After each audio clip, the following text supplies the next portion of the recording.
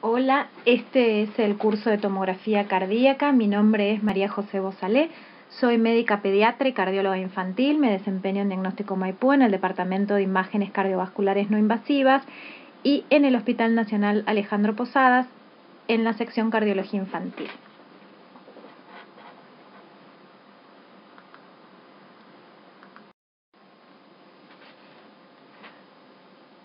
Ambas proyecciones frontales de la radiografía de tórax muestran la posición normal del corazón dentro del tórax. La figura ubicada a la derecha muestra que el corazón tiene una forma trapezoidal, con el triángulo superior que corresponde a las aurículas y el triángulo inferior a los ventrículos. La figura ubicada a la izquierda nos indica que el corazón es una estructura mediastinal, con 2/3 del mismo se encuentran a la izquierda de la línea media.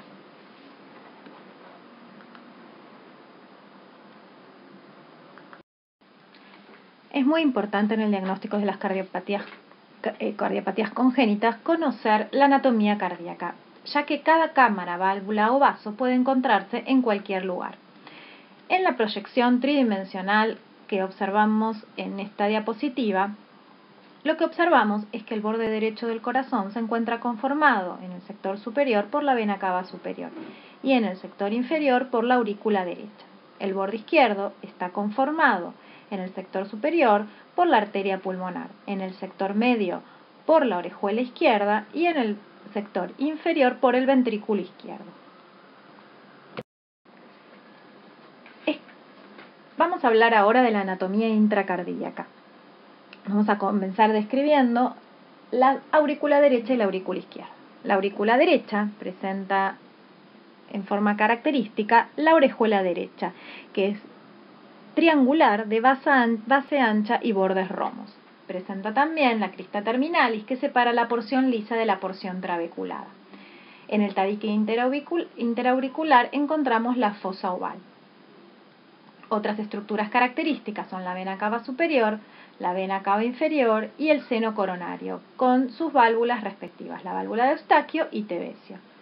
Y la desembocadura de la vena cava inferior, la porción suprahepática, es muy importante en el diagnóstico de las cardiopatías congénitas. La aurícula izquierda también posee una orejuela con forma característica. Tiene forma digitiforme, es larga y de base angosta, con sus bordes festoneados. Es lisa y en su interior desembocan las 4 venas pulmonares.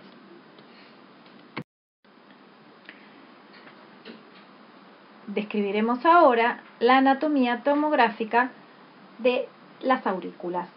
En la imagen superior, ubicada a la izquierda, que se puede ver, es la conformación interna de la aurícula derecha, donde se observa la llegada de la vena cava superior y la vena cava inferior y la presencia, marcada con una flecha blanca y negra, del seno coronario. Observamos en la imagen ubicada a la derecha en el borde superior la forma característica, como mencionamos recién, de la orejuela derecha, con su forma triangular. En la imagen inferior observamos la presencia de la crista terminal, que separa la porción rugosa de la porción lisa. En estas imágenes observamos la conformación de la aurícula izquierda con la llegada de las 4 venas pulmonares y la forma característica digitiforme de la orejuela izquierda.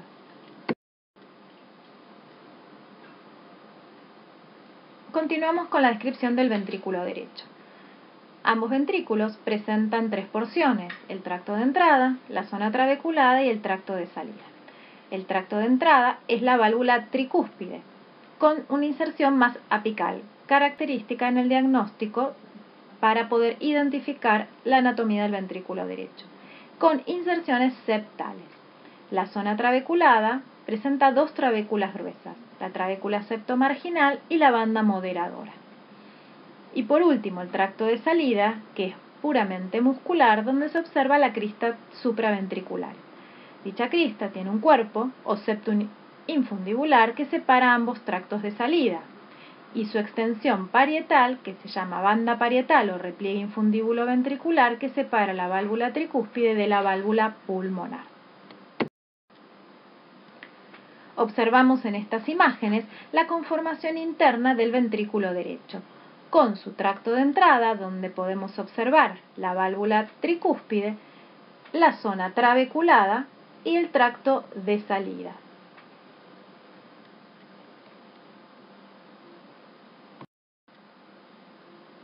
Por último, describimos la anatomía del ventrículo izquierdo, también como mencionamos anteriormente con sus tres porciones, el tracto de entrada, la zona trabecular y el tracto de salida, observando que en el tracto de entrada se encuentra la válvula mitral, con sus inserciones características en la pared libre, a diferencia del tracto de entrada o de la válvula tricúspide, con sus inserciones septales. Presenta también la zona trabeculada, que a diferencia del ventrículo derecho, estas trabéculas son delgadas, y el tracto de salida es fibromuscular con continuidad mitroaórtica. O sea, parte de la valva anterior de la mitral se inserta en el anillo aórtico. En esta imagen tomográfica podemos identificar los tres planos del corazón. Ubicado en el borde superior a la derecha, el eje de 3 cámaras, ubicado en el borde inferior a la derecha, el eje de 2 cámaras, en el borde inferior ubicado a la izquierda, el eje de 4 cámaras.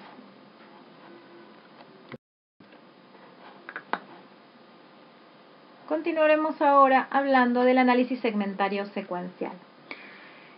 Es muy importante en las cardiopatías congénitas tener un orden de descripción de los hallazgos que vamos encontrando.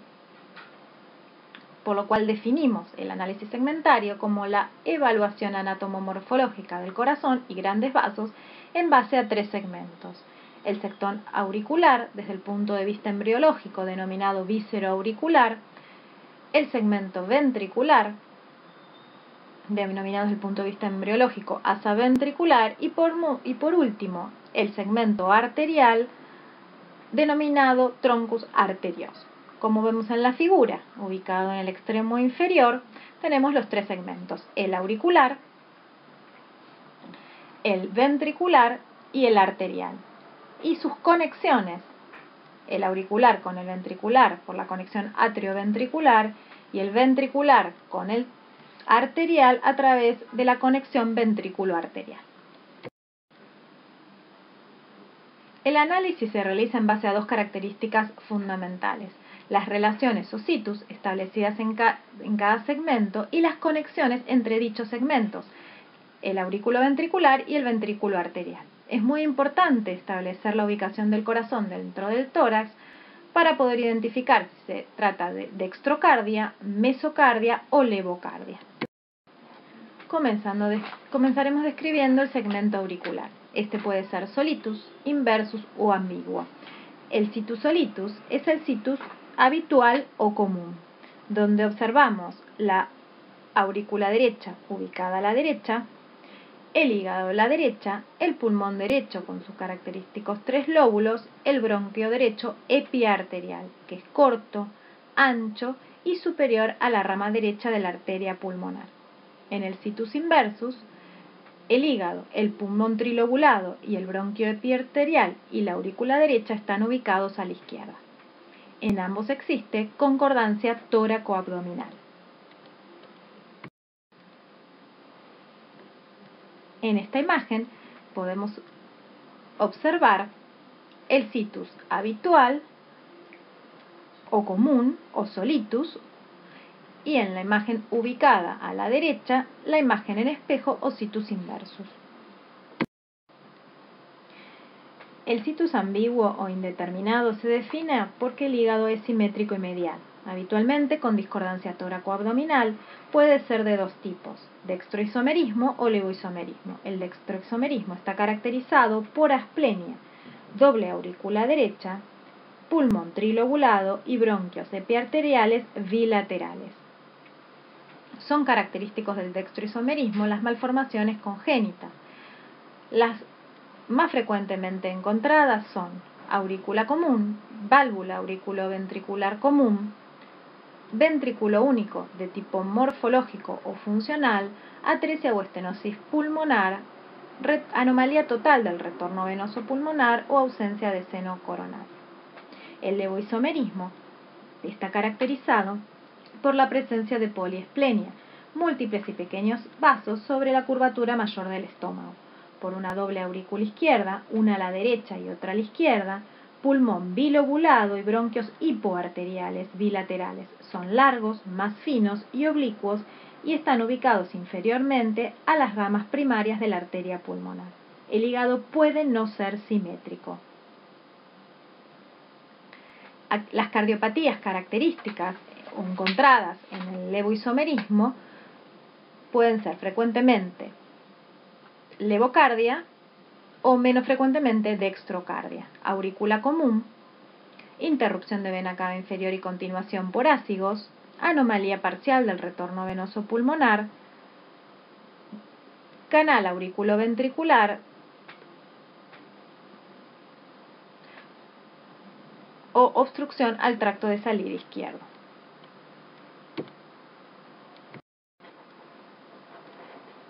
En esta figura tenemos el ejemplo de el dextroisomerismo ubicado a la izquierda o el levoisomerismo ubicado a la derecha. Continuamos con el segmento ventricular.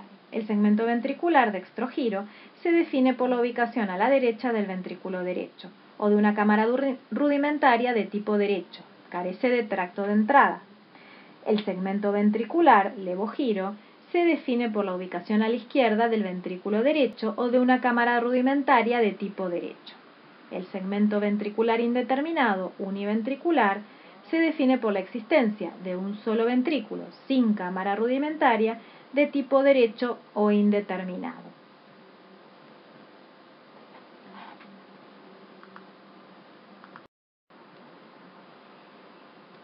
El segmento arterial es la relación entre las sigmoideas. Es aceptado universalmente determinar el situs arterial relacionando las sigmoideas aórticas con respecto de las pulmonares.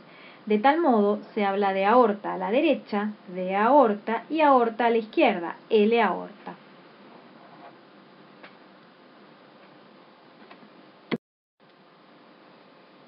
En esta imagen tomográfica ubicada a la derecha, observamos el situs inversus y ubicado a la izquierda el situs solitus de los vasos.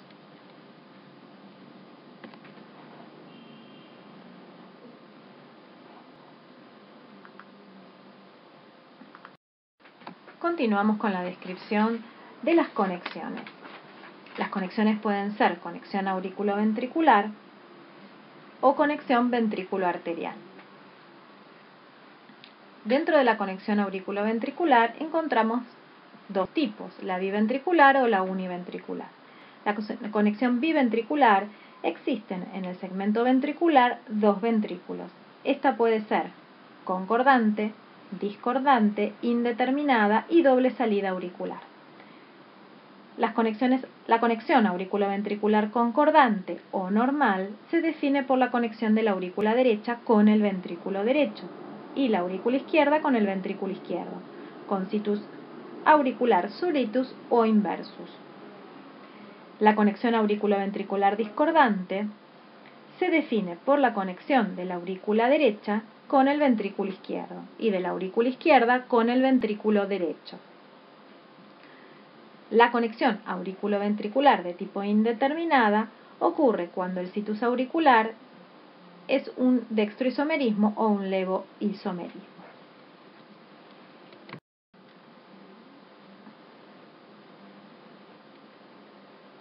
El segundo tipo de conexión es la ventrículo-arterial, que esta puede ser concordante, discordante, doble salida o salida arterial única. La conexión ventrículo-arterial concordante es la normal. La discordante es la transposición de los grandes vasos o la que vemos en la transposición corregida de los grandes vasos. La doble salida, ambos vasos o más del 50% de cada uno de ellos se originan de un mismo ventrículo. Esto es lo que observamos en la doble salida del ventrículo derecho y salida arterial única es con presencia de atresia pulmonar o aórtica o del tronco arterioso. Las cardiopatías congénitas las podemos clasificar como acianóticas y cianóticas. Las acianóticas con flujo pulmonar aumentado son la CIA, la CIB y el ductus, el canal auriculoventricular parcial y completo. Las acianóticas con flujo pulmonar normal son la estenosis pulmonar leve, la estenosis aórtica y la coartación de aorta. Las cianóticas con flujo pulmonar disminuido son la tetralogía de Fallot, la atresia tricuspide y la atresia pulmonar, y aquellas con flujo pulmonar aumentado, la transposición de los grandes vasos, la anomalía total del retorno venoso pulmonar y el tronco arterioso. Continuamos describiendo los usos de la tomografía cardíaca. Es una herramienta muy importante en la evaluación de las cardiopatías congénitas, tanto en pacientes pediátricos como en adultos. Provee una excelente descripción de la compleja anatomía intracardíaca y extracardíaca, detalles de la vía aérea del parénquima pulmonar que son muy difíciles de acceder con el ecocardiograma Doppler color, que es la principal herramienta utilizada por el cardiólogo infantil para el diagnóstico de las cardiopatías congénitas. Las principales indicaciones de la tomografía cardíaca son la descripción de los anillos vasculares, la descripción de la vía aérea, de las colaterales aortopulmonares, de las anomalías coronarias y de la patología de la enfermedad ateromatosa.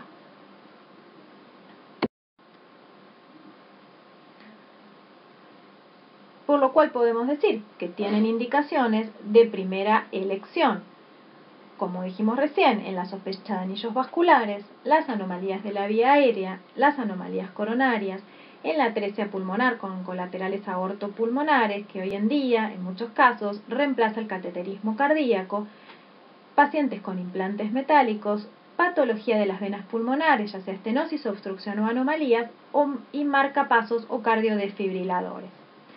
Aquellos marcapasos que no son adaptables al resonador. Los anillos vasculares son anomalías del arco aórtico que en forma completa o incompleta pueden rodear y comprimir la vía aérea y el esófago.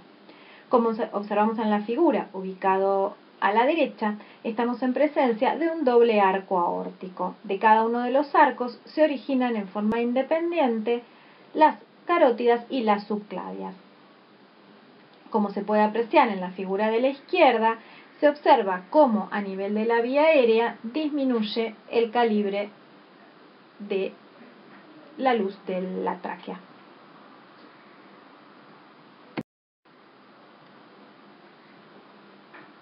Este es un paciente con un anillo vascular completo, un arco aórtico derecho con su clave izquierda aberrante, originada en el divertículo de Commerel. Este paciente presentaba disfagia y cuadros broncoobstructivos desde el periodo del lactante. Otro tipo de anillo pulmonar es el slim de la arteria pulmonar, donde se observa un curso aberrante de la arteria pulmonar izquierda que se origina de la arteria pulmonar derecha, pasando entre la tráquea y el esófago antes de dirigirse al hilo izquierdo. Como mencioné anteriormente, otra de las indicaciones es en la atresia pulmonar con colaterales aortopulmonares. Este paciente presentaba una atresia pulmonar con CIB, con un arco aórtico a la derecha, el ductus que se estaba originando del tronco brachiocefálico, con estenosis en la unión de la rama izquierda de la arteria pulmonar. Y presentaba, supliendo la circulación pulmonar, colaterales aortopulmonares.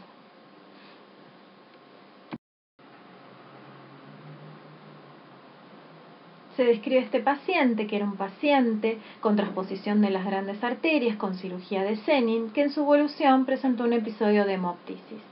Se realizó una angiotomografía cardíaca donde se observó la presencia de un vaso colateral aortobronquial. Esto permitió realizar embolización por hemodinamia, con cese de los episodios de hemoptisis.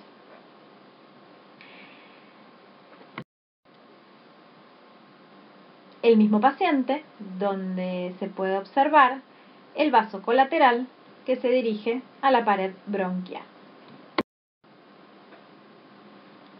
También la tomografía es muy útil para la descripción de la vía aérea.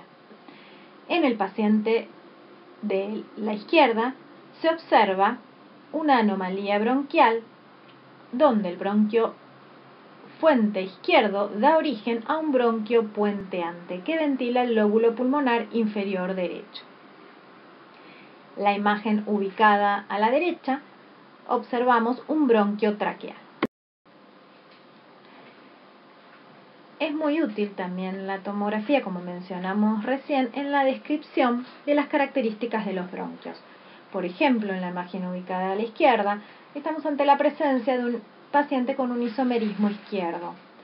Vemos la forma de los bronquios, que son simétricos, son largos, oblicuos y están ubicados inferiores a las ramas primarias de la arteria pulmonar. Del lado derecho tenemos un paciente con isomerismo derecho, también podemos ver la forma simétrica de ambos bronquios, pero son cortos y horizontales.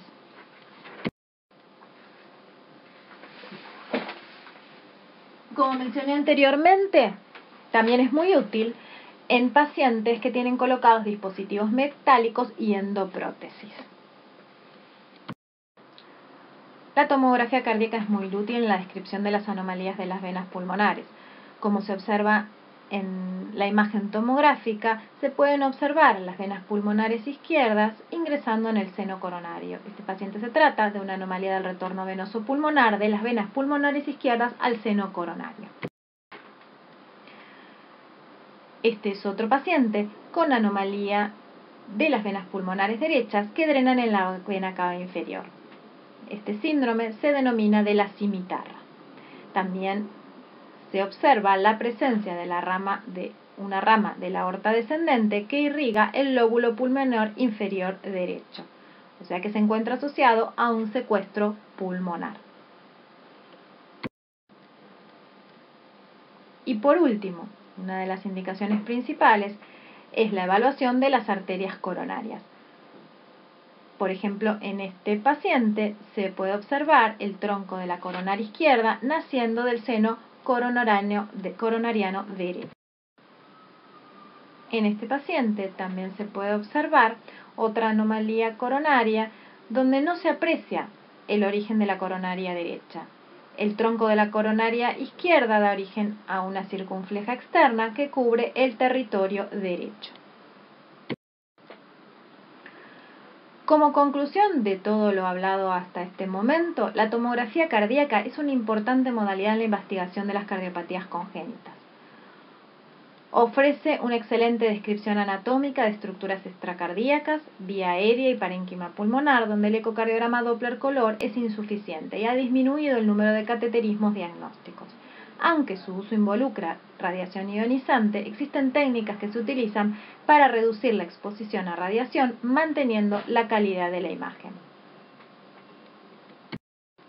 Muchas gracias por escucharme. Mi nombre es María José Bozalé y mi mail es mbozalé@hotmail.com.